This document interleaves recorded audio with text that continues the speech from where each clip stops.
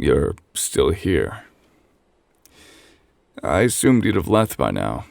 Once the court's ruling is complete, those who stand trial usually walk out of that room, and they don't look back. Can't say I blame them. You were waiting for me?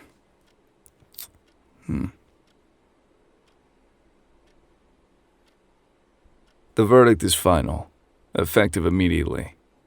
The tribunal has no grounds to reopen proceedings, and frankly, given the evidentiary record, they wouldn't dare try. So, you're cleared. Completely.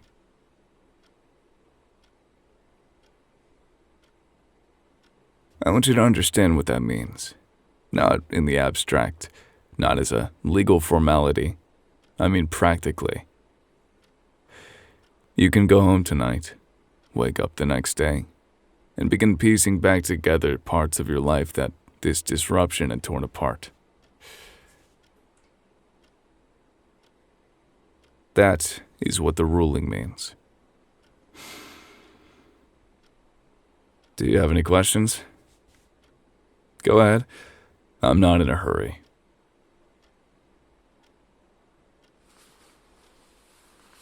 There's no need to sound so formal. I mean, I am your lawyer, but you can drop the pretense of trying to pick the right words. Right now, we're just two humans speaking, celebrating. Why did I take the case? Direct. I appreciate that. It reminds me of something that people say. They believe that 99% of people are actually good. That most people you come across genuinely harbor no ill intent. That's just a made-up fairy tale people tell themselves to continue living in ignorance. In my eyes, at least. I don't even think the number comes close to 50%. I've been in this field long enough to be able to tell if somebody is telling the truth or not. If somebody's a good person deep down. It's just that the system doesn't believe in good people. They just care about statistics. That's all governments see us as, anyway. I'm sure you're aware that Japan has a 99% conviction rate. If those in charge of the system were actually good people, they'd care more about the evidence, more about false accusations, more about the people, false imprisonments. You understand. So, finally, to answer your question, I took your case because I believe that you are one of the good people. I didn't believe the accusations the moment I met you face to face. I'm sure you're familiar with the tale of Sisyphus. Sometimes, battling against the injustices of the court feels like that. But despite how hard it is, somebody has to do it. I simply can't stand idle while innocent lives are at risk. The fact I have to do so is objectionable, but it's the harsh reality we live in. I've handled a considerable number of cases. By this point, it's difficult to recall each one individually. The details begin to blur together. But yours... The circumstances of your case were unusually clear-cut. Legally speaking, that's all I mean. You're looking at me like you don't believe that. You're perceptive.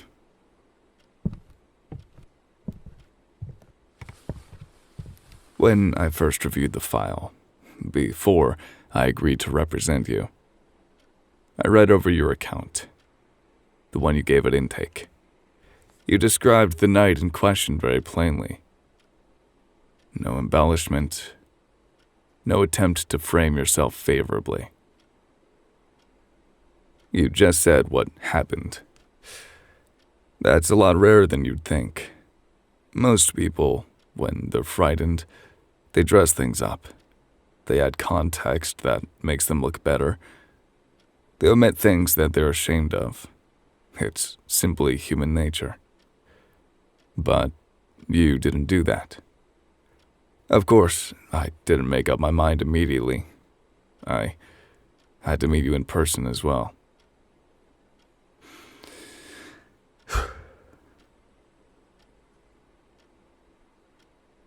I should clarify something, if you'll allow.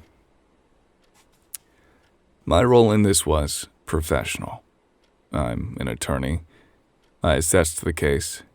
I found it defensible. I argued it, and I won. That's the full scope of what occurred here, from an institutional standpoint. From a personal standpoint, it's somewhat more complicated. I spent 11 days preparing this case. I reviewed every piece of documentation the tribunal had compiled. I read about your life, not just the incident. Every detail about your life. Where you work, where you grew up, what the people around you said about you when they were asked. I found myself invested in the outcome. More than is typical. You're an ordinary person. You were pursuing your own goals, your own career. You were simply living your own life. And it occurred to me, while I was building your defense, that you deserved someone who was genuinely angry on your behalf. Not just technically proficient. Angry. I was angry. I don't say that to make you feel indebted to me. That's not. What I really mean to say is, I'm glad that I took the case. I try not to regret any cases that I take, especially when some result in a guilty verdict despite the evidence. But yours especially, even if you were to be sentenced. I wouldn't regret it.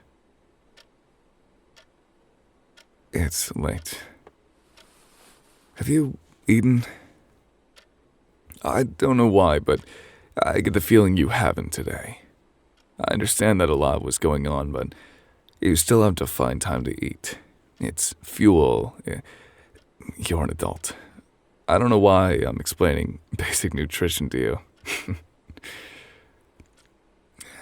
There's a place 2 streets from here that stays open late. Quiet, no crowds. The kind of place where no one even looks up when you walk in. I could walk with you if you wanted company. I find that I'm not quite ready to call it an evening. Not yet, at least. Besides, I think I'd like to get to know you on a more personal level. What do you say? I'll cover the tab.